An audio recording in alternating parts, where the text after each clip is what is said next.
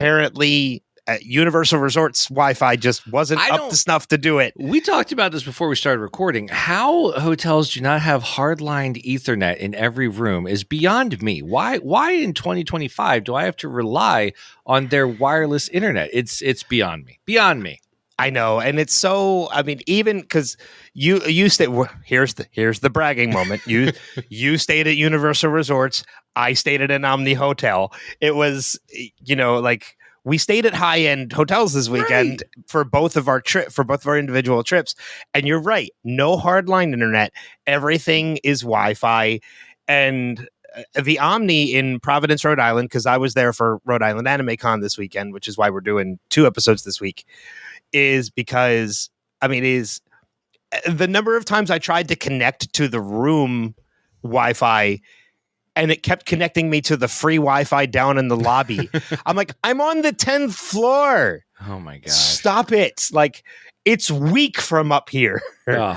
It was chaotic. So, listeners, I want you to know I've been a listener to these shows for years, and I always hate it deep down in my soul when a week is missed. So, I feel your pain, and I'm sorry. And we wanted to bring you the best possible show, and we're going to do that this week. So, thanks for sticking in with us. Yep. Yeah. So as we said online, we're going to give you coverage of episode 5 this week with your episode 4 feedback, and then tomorrow we're going to be recording our episode 6 coverage with our episode 5 feedback. So we're giving you back-to-back episodes, and then Jason's going to top it off at the end of the week with Karen returning to talk about 28 Days Later. It's Christmas in June. I'm excited for that because I like those movies. I'm a fan of those movies. I'm going to see a screening of 28 Years Later, which I'm excited for next week. But I love, and all the love to Jason for this, when he asked for feedback for the 28 Days Later coverage, he's like, and please give me something other than whether or not it's a zombie movie. Because I feel like I'm the one to blame for that. Oh. Because I am the one who debates hard that they are not zombie movies. Is The Last of Us a zombie show? No. Okay, all right. Then you are at least consistent, and I appreciate that, because I also don't think The Last of Us is a zombie show. It's an infected show, but it's not a zombie show. Those are not zombies. Those are infecteds. As is 28 Days, months, years. And maybe years later. I don't know. It could have... Maybe 28 years later will change my mind about all of this, but we shall see. But as of 28, and we're not going to spend a lot of time on this. We're going to get into the feedback. 28 days and 28 months later, or 28 weeks later, to me, are infected movies, not zombie movies. It is a rage virus. It is not a zombie infection. Yes, but I digress. We're not going to get into that. I'm here. Good. I'm glad you at least see that I'm consistent in my beliefs. I appreciated it. I really did. All right. So we're doing feedback for episode 4. What happened in episode 4 again? That's where we were really introduced to Bruegel, and Maggie and crew were going through the tall grass in Central Park, right? Yep. And we met Roxana and her people. Yes. Roxana. Mm-hmm. Yes, we met Roxana and the nature people, and we found that Maggie and Pearlie and Lucia all took shelter with them as they were being, finding a place to be in the woods. And we also found out this was also the same episode where Negan went into the tall grass to look for them, and had the one-on-one confrontation with the face-to-face confrontation with Herschel. Wait, actually, I think that was the previous episode. I think this is the episode at Bruegel's where Negan figures out that his prize fighter is a person. You are absolutely right. Jesus. Okay. See, this is why we can't take a week off, because you're right. And the feedback thing really does start to get like a Dan Harmon episode of Rick and Morty, man. The timeline is all messy.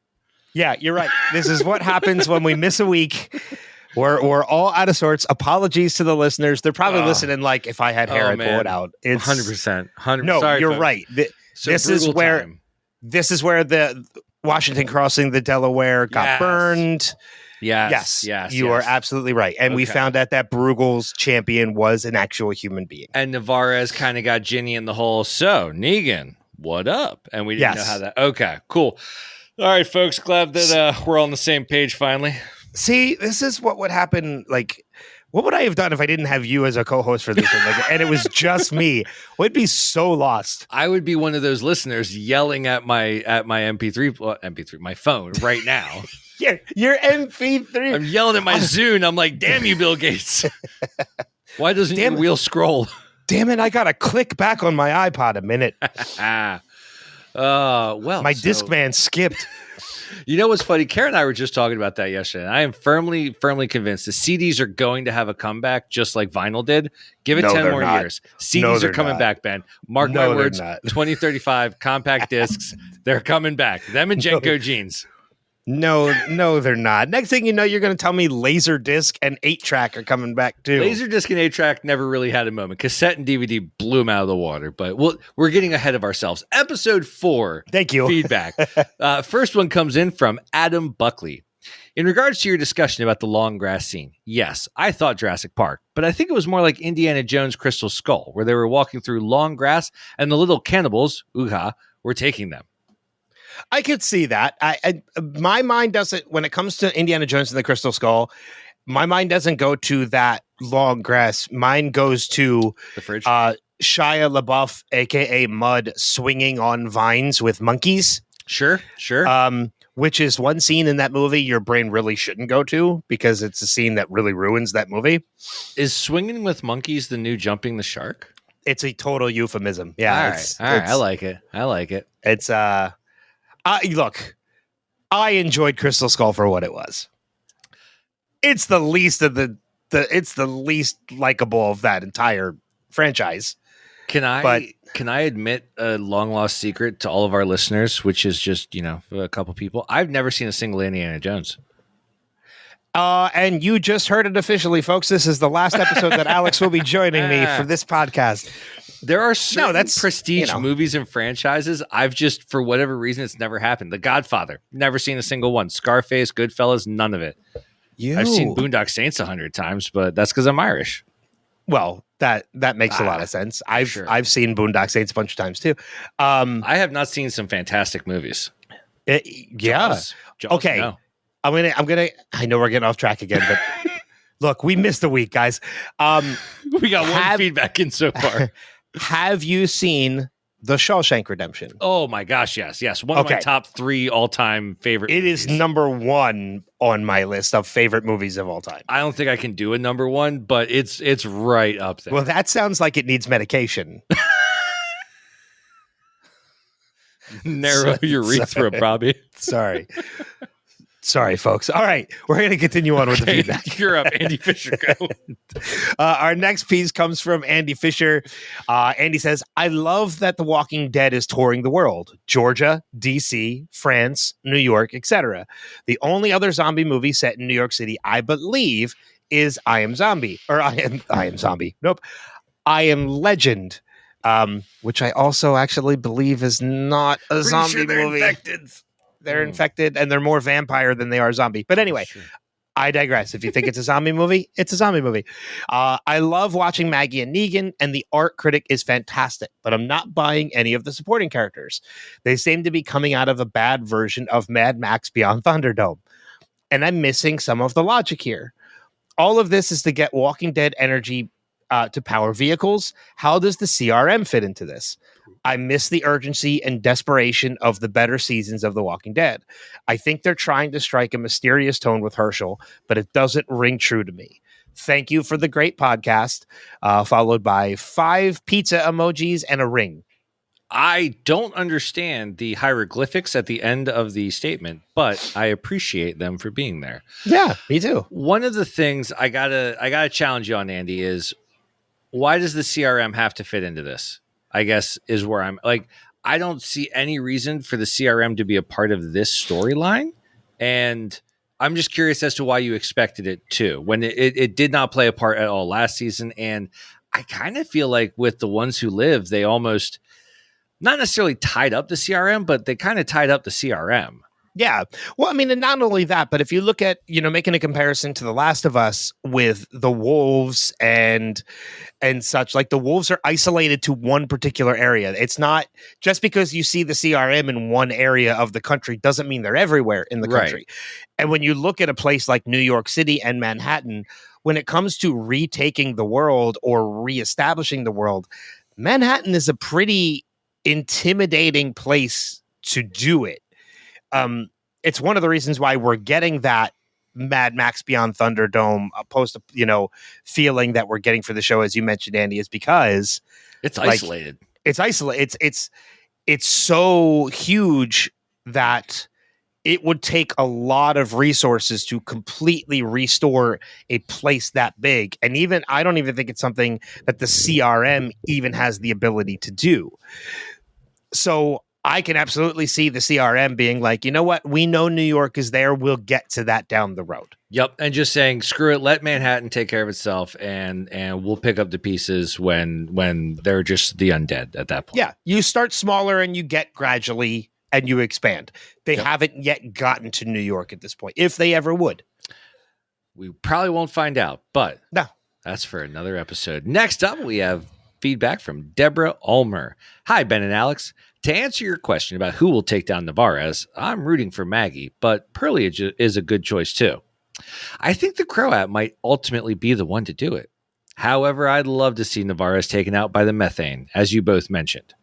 Her next move is bound to backfire, and I hope Ginny doesn't get caught in the crossfire. It's no surprise to me that Ginny has a gun to exact revenge on Negan, and if you believe her or not, it's interesting to note that she and Herschel share a common goal. I enjoyed seeing Maggie and Pearlie bond, and it was great that Herschel was there to experience it too. Although he's being misled by the Dama, his statement about rebuilding the old world has some merit. Throughout the episode, it was difficult to gauge how brainwashed Herschel is, but I still believe he's not completely gone. Maggie and Negan's meeting was surprising. I didn't expect them to be so open with each other. I hope Maggie takes Negan's warning about Herschel to heart, as I think she secretly knows on the inside and believes it too. I'm enjoying the diplomatic tour of the factions. I felt tense during the museum scenes, not knowing what everybody else's moves and reactions would be. We also learned that the Dama has been ruthless even before the zombie apocalypse. She's over here biting ears off. LOL. Negan saved the day, earning a small victory, but it's clear that the Croat is getting uneasy about Negan's growing influence over the Dama. I'm excited to see what happens when they visit Christos' group. Take care. Well, there's a lot you're going to be yeah, buckle up. Yeah, we're going to be talking about very soon. Can't wait. When it comes to a lot of that. Don't you worry, Deborah. We're getting there. I promise. Yeah. Next up comes a piece of feedback from Robin Springer. I'm behind, so hopefully I make the cutoff for feedback. Oh, you sure did.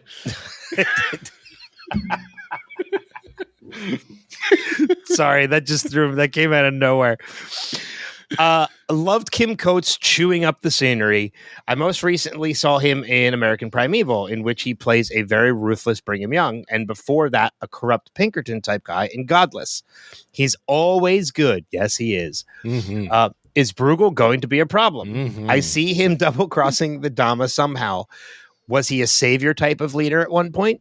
And the reveal of Tony, it's kind of hard to believe nobody wondered about or questioned the way he moved in the Walker fights.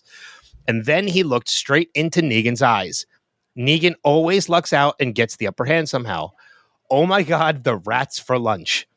I was wrong about the Dama being a star, but in the art theater world, the critics are a different kind of star and wield a lot of power. I talked about that last week. And we had Chekhov's bite. Who will she bite in an upcoming episode? We'll get an answer to that this week, too. Mm-hmm. I loved the scene with Pearlie, Maggie, and Herschel in the park, reminiscing about jelly donuts and Kit Kat bars. The look on Herschel's face when Maggie started to tell a happy memory, he wanted so badly to hear it and was crestfallen when she didn't tell it. Maggie clearly hasn't shared many happy memories with him, and I'm sure he knows next to nothing about Glenn. Such a shame. He needs that.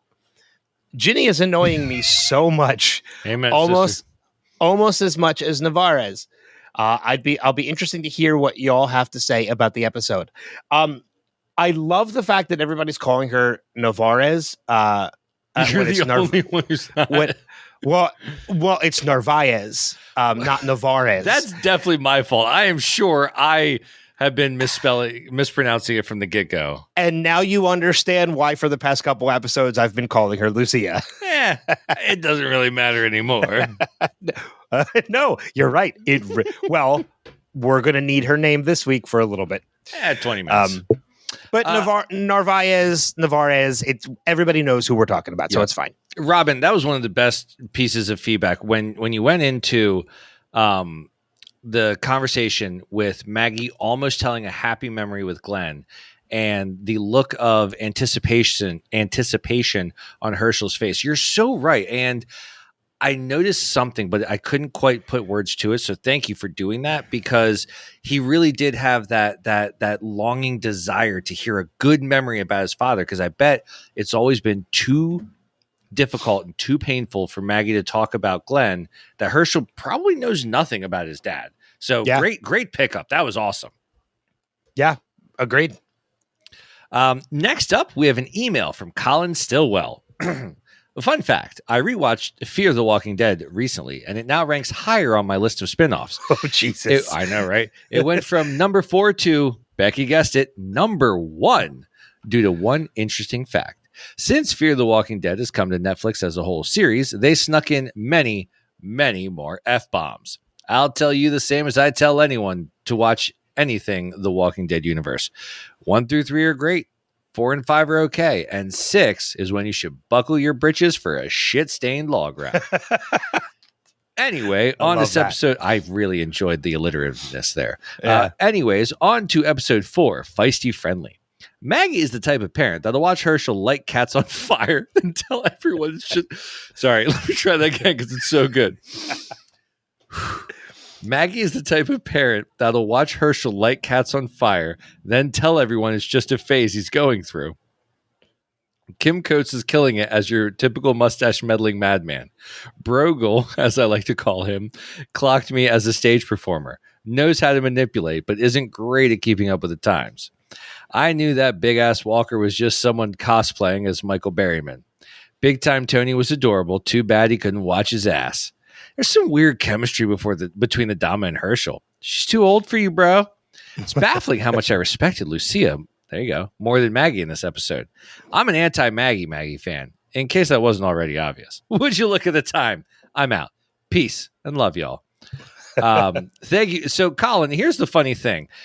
I read this feedback at least 6 times in the last week and a half since Ben sent it to me. I have never laughed out loud until I had to do it out loud.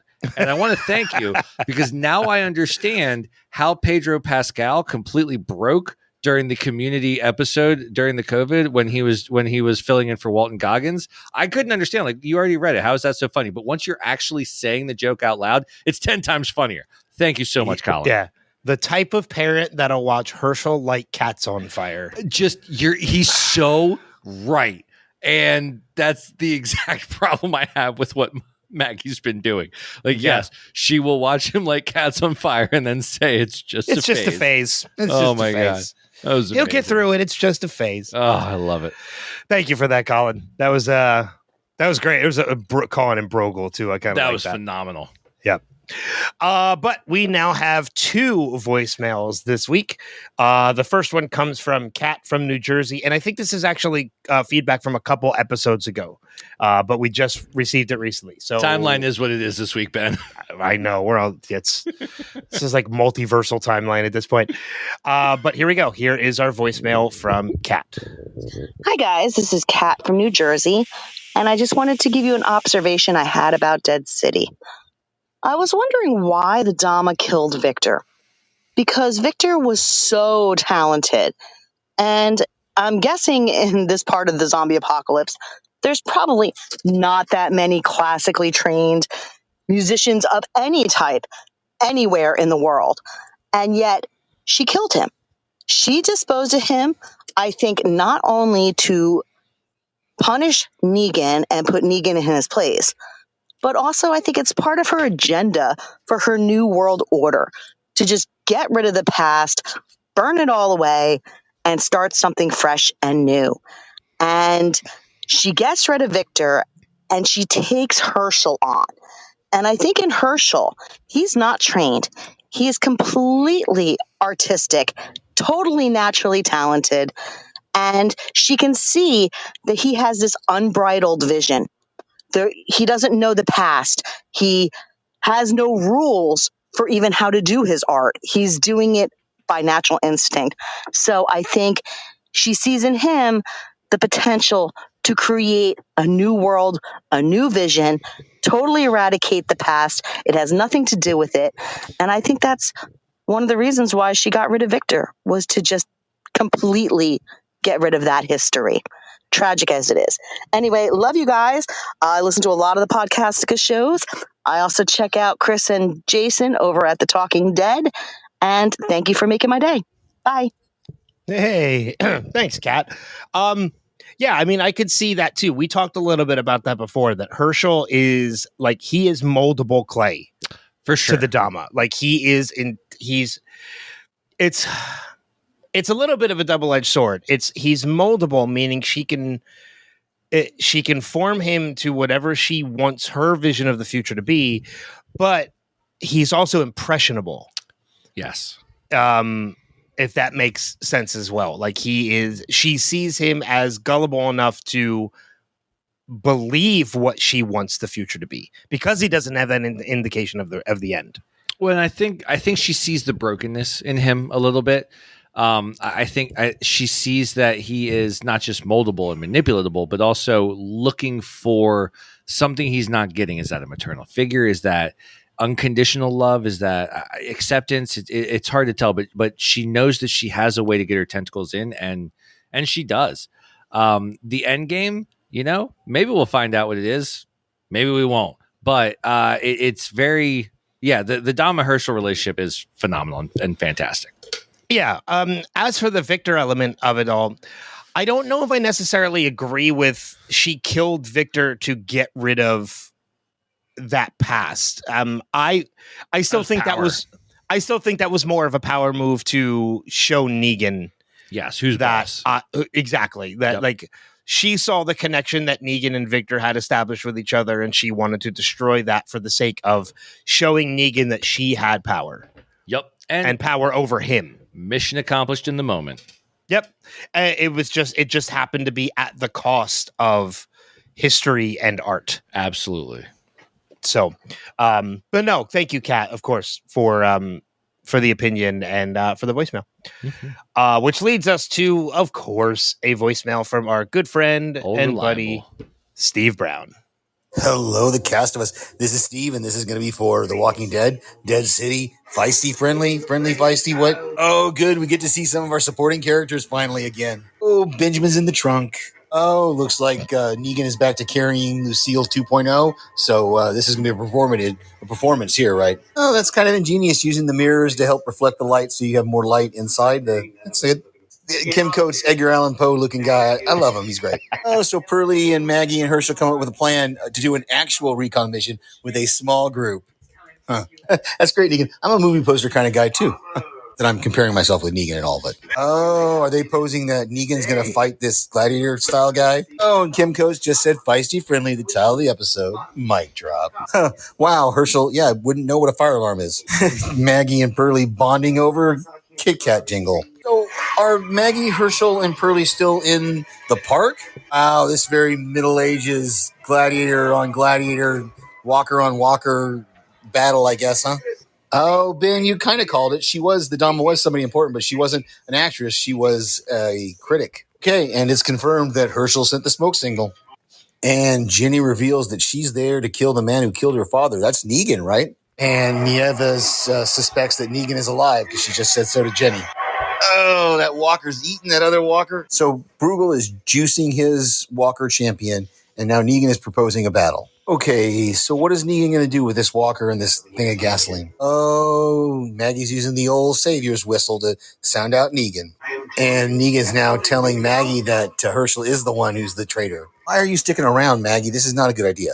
So what did Negan whisper in this guy's ear? Wait, so the champion that was fighting like a walker is actually this Tony guy who's alive? I don't understand. Now Bruegel just killed him. Okay, I'm going to have to wait till I can listen to your podcast and understand. Maybe I have to watch this one again. I feel like we probably did explain that in the episode. Steve, I love you. And Edgar Allan Coates is one of my favorite things I've ever heard in my entire life. So thank you. I love it because he does. I didn't even really think about perfect. that. It's Edgar Allan Coates. That's who he is. Yeah. I love it. I love it to pieces. And you know what? That dude is writing The Raven. Like when I think of what Edgar Allan Poe is probably like, it's Kim Coates' character in this show. It's phenomenal. That's what I mean. Like I don't know if I could see him now without thinking Edgar Allan Poe. That's why Edgar Allan Coates until the day I die. It's great. That's why we love Steve. Yeah, but thank you for that, Steve. As always for the feedback. I want to preface too before we go. We're going to go into season 2, episode 5 now, and because we're recording this late and we're doing back to back, episode 6 has already aired. I know you have. I have not watched it yet. I purposely waited. I wanted to wait until we did our coverage of this because I didn't want anything kind of affecting my thoughts on this episode or anything we've talked about before. So I have purposely not watched episode 6 yet. I will, of course, have watched it by tomorrow by the time we record for episode 6. But so I haven't watched it yet. I totally forgot, and I was a fan before a content producer, and that's why I watched the episode because it was available, and I was like, hell yeah. Plus, I have the kids, so like I don't know when I'm going to be able to watch The Walking Dead. Yeah. But I'm 87% sure I will be able to separate the 2 episodes mentally when we do this conversation. And guys, if I fail, my bad, but I'm feeling pretty confident I can pull this one off. 87% sure. 87% sure. I didn't want to be too cocky and get all up in the 90s. Like it's a solid B+, okay? And B's get degrees, and I'm here for it. All right, that's B's that get degrees. Man, there's so many things coming out of this episode. At my state school, C's get degrees, and that's why I have a degree in psychology. There are so... Jesus. Can you tell, ladies and gentlemen, that we've been away for over a week? You've missed us, don't lie. It's I feel like we're loopy. I don't know what it is. I'm still tired from the weekend. I don't know about you. I stayed into the same time zone, yet somehow I feel jet lagged. It's the craziest thing. Yep. I don't get it. But anyway, let's get into this week's coverage. The Walking Dead, Dead City, Season 2, Episode 5, The Bird Always Knows. Plot summary for this episode. Negan's attempt to broker peace with Christos unravels when the Croat sabotages the meeting, leading to a deadly ambush. Meanwhile, Maggie narrowly escapes execution during a walker attack in Central Park. Tensions explode as the Croat betrays the Dama, leaving their alliance in ashes and shifting the power balance in Manhattan. Before we go any further, I'm going to urge listeners to stay all the way to the end of the podcast for an outtake of this podcast in which I totally screwed that all up before and had to redo it. So we're going to love it. I'm going to throw it at the end for an outtake. Very nice. I very rarely ever edit things out of episodes. That's true. This is the first time you and I have ever podcasted together that you've ever had to edit something out. I was like, I screwed it up so bad that I was like, no, this is getting edited out. I tried to make it content for as long as I could, but I appreciate that. Listen all the way past the end music, and I'll throw it in at the end if you want to. You'll get a kick out of it if you listen to it. Okay, so this was a table resetting episode. Like, holy shnikes. It really was. And it kind of, I mean, we're in the back half of the episode of the season now with episode 5, because it's an 8-episode season. Mm-hmm. Episode 5 now, we're into the back half of it. And it definitely felt that way with this episode because we lose a bunch of characters. A lot of names. And it seems like they're kind of trimming the fat of this season to leave us with the meaty parts going into the end. Which I agree emphatically. That's exactly what's happening. But as a viewer, I kind of feel, I don't know, I feel a little bit angry or irritated that they made me sit through 4 or 5 episodes of Navarez, or whatever her name is.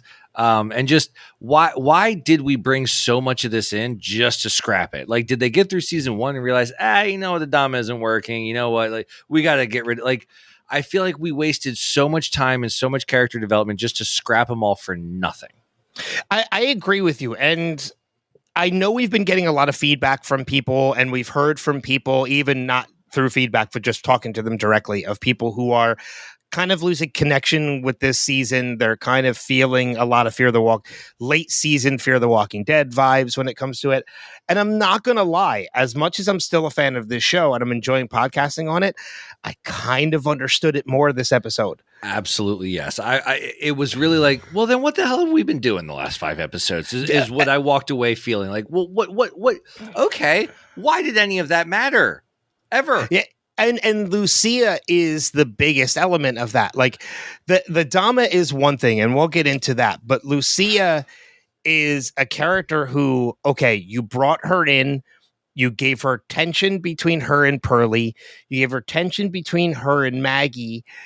You made an alliance with Ginny. She made this alliance with Ginny. She's dead set on getting this methane one way or another. And you bring her in. She survives the boat attack when you could have taken her out then if you really wanted to get rid of this character, just like you did the governor that was I with would have them. rather stuck with the governor than Narvaez. Yeah. I agree with you. But again, you build up these tension with all these different characters, and you give her this dead set, mindless, narrow-minded goal of I need to get the methane. And we predicted throughout the first 4 episodes of maybe Maggie will take her out because of Herschel. Maybe Pearlie will take her out because they're getting at it. Maybe she'll get taken out by the methane. Like her narrow-minded goal is what takes her out in the end. No, she gets bit by a fucking walker. Can I sorry for my language too. No, but like, I hear your frustration, and I think that's exactly what my same problem is with Ginny this season, and a lot of characters. It's you have the opportunity to make a complex decision, and instead you're going to go with the simplest, dumbest decision ever. This whole Ginny arc in this episode really irritated me, and I agree. Having her. Were they trying to be cute, having it be Roxana's zombie that took out Narvaez? Because it wasn't cute. It was irritating. It was stupid. It was frustrating because it also wasn't compelling. The way she was built up as a character, really, she wouldn't fight off an shambling walker, and not even a little bit. She would just let herself get bit. I felt very like, all right, I'm not an idiot as a viewer. You guys can try a little bit harder here. Yeah. Well, I mean, like I just mentioned how like the methane, like making the methane the thing that takes her out. Like, you're going after the methane, but you mishandled it properly, and there's a methane explosion, and she dies in it. Mm-hmm. I would have bought that totally. I love that. She would have deserved that. And yes, in the end, having Roxana be the one to bite her when she's the one that was responsible for Roxana's death is kind of the same thing. But that felt so forced and contrived. Yeah, because it's something that happened in a matter of 2 episodes, where for 3 episodes before that you've been building this whole methane thing. Mm-hmm. You've been building the methane goal, the dynamic between her and Maggie, and the dynamic between her and Pearlie for 5 episodes. But you use something that you just set up the episode before as her downfall. Like. You're so right. There were so many compelling options. Hell, Herschel would have been a great person to take her down. And like protecting Maggie. Abso-flippin'. Or Ginny realizing like, oh crap, I picked the wrong side. But no, it was a dumb, we're trying to be cute here storytelling methodology. And it was irritating. But I will say, having knowledge of the future, we're good. Like we're good. Okay. We're good. Okay. We're good. Like stick with it. We got rid of a lot of annoying pieces, and that actually helps the show flourish from here. So well, and that's why I said in the beginning of this discussion that it feels more like trimming the fat and leaving us with the meaty elements. Absolutely. I feel like we're getting a tonal shift now. Like we've eliminated Lucia, who they were forming as a antagonist against everybody. We had the Dama, who we end up losing. That kind of surprised me. That Lucia didn't shocked the surprise hell out of me. No, Yeah. Narvaez. We're gonna say the different name all episode, and I'm okay with that. But that didn't shock. Dama shocked me. Yeah, I didn't expect that. I expected it to happen, But not didn't then. expect it to happen in episode 5. No. And I thought that was like a penultimate season finale kind of thing. that had big implications written all over it, and this was not really a big implication. This was just another episode. What? All right. So speaking of folks that are off the chessboard, I really hated how they handled Christos this episode, because you bring Negan in and he is feeling the vibe and the character of Savior Negan, like even to the extent of smashing the walker with Lucille too on the way into the meeting, which I would have expected him to be like, "Hey man, I just killed this walker for you," like he did last time. But that's fine. Stella's getting his groove back. But I really enjoyed how they handled Christos, and the intimidation followed directly by the softening and everyone putting their bullshit to the side. Negan stopped acting, Christos stopped acting, and they just talked like real ass people. And I thought this was some of the best Dead City dialogue and scene work that I have seen yet.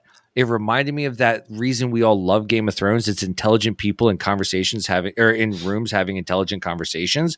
And I really enjoyed it. And then they killed off Christos. And I'm like, damn it. Like, what the hell? I know. I'm kind of the same way with you too. Like, that was such a great scene. It was awesome. People just being like having conversations that you expect people to have in a post-apocalyptic world, talking about the situation, the reality, and the gravity that they're in. That was amazing.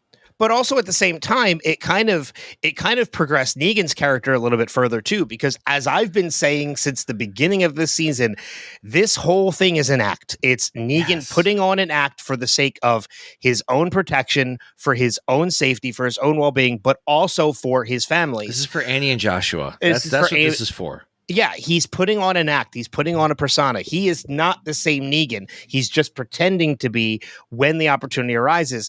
And to see that he finds something in common with Christos, in that's exactly what Christos is doing too, but he's not just doing it for his family, he's doing it for everyone's family that is with him. He has to pretend to be somebody else for all his people, not just himself and his family. And to see him and Negan connect over that, and connect in such a way that they both just kind of sense like, okay, we're both bullshitting each other. Yep, we know we're both acting.